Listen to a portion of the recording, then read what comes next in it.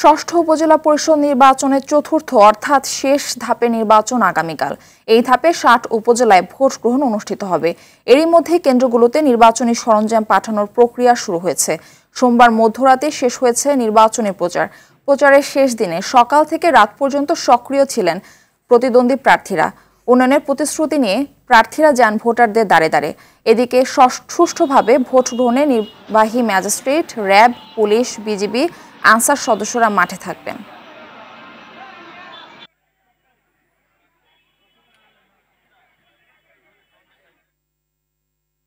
দর্শক, এই মুহূর্তে বরিশাল থেকে সরাসরি যোগ দিচ্ছেন সহকর্মী আরিফুল ইসলাম। আরিফ, কেন্দ্রে কেন্দ্রে সরঞ্জাম পাঠানো শুরু হয়েছে কিনা বিস্তারিত জানাবেন।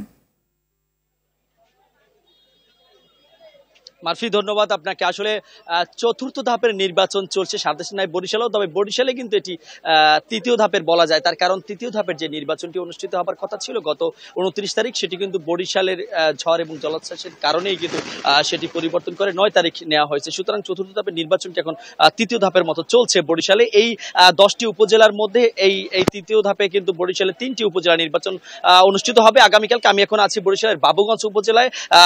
বরিশালে যে ৩টি উপজেলা নির্বাচন হবে, একটি হচ্ছে বানুরীপাড়া, একটি উজিরপুর, অপরটি বাবুগঞ্জ। একটু আপনাকে দেখাতে চাচ্ছি, মূলত ১২টার পর কিন্তু বলা হয়েছে যে এখান থেকে যেই ব্যালট বাক্সগুলো বা অন্যান্য নির্বাচনী সরঞ্জাম সেগুলো প্রেরণ করা হবে সংশ্লিষ্ট কেন্দ্রগুলোতে। একটু তথ্য জানিয়ে রাখি, বরিশালের বানুরীপাড়া উপজেলায় চেয়ারম্যান পদে ২ জন এবং বাবুগঞ্জ উপজেলায় চেয়ারম্যান পদে ২ জন আর উজিরপুর উপজেলায় চেয়ারম্যান পদে ৪ জন প্রতিদ্বন্দ্বিতা করছে।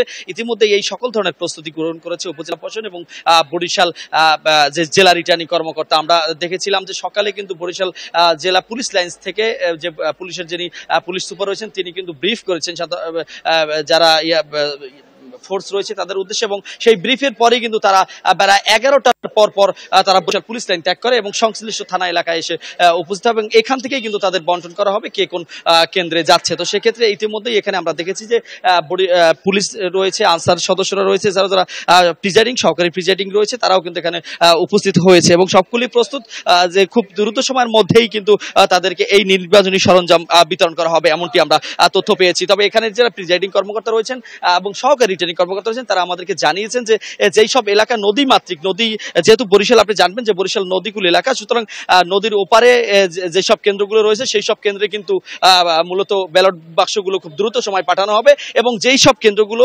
স্থল ভাগে রয়েছে সেখানে স্বাভাবিক সময় পাঠানো হবে। তো সর্বোপরি মোটামুটি বিকেল নাগাদের মধ্যেই কিন্তু ব্যালট বাক্স থেকে শুরু করে যে নির্বাচনী যে সরঞ্জামগুলো রয়েছে সেগুলো হয়তো বা প্রেরণ করা সম্ভব হবে, এমনটি আমাদেরকে জানিয়েছেন। আর একটু তথ্য জানিয়ে রাখি, নির্বাচন সুষ্ঠু এবং নিরপেক্ষ করার লক্ষ্যে ইতিমধ্যে বরিশাল জেলা প্রশাসক প্রস্তুতি গ্রহণ করেছে। তিনি নির্বাহী ম্যাজিস্ট্রেট থেকে শুরু করে জুডিশিয়াল ম্যাজিস্ট্রেট ইতিমধ্যে নিয়োগ করা হয়েছে।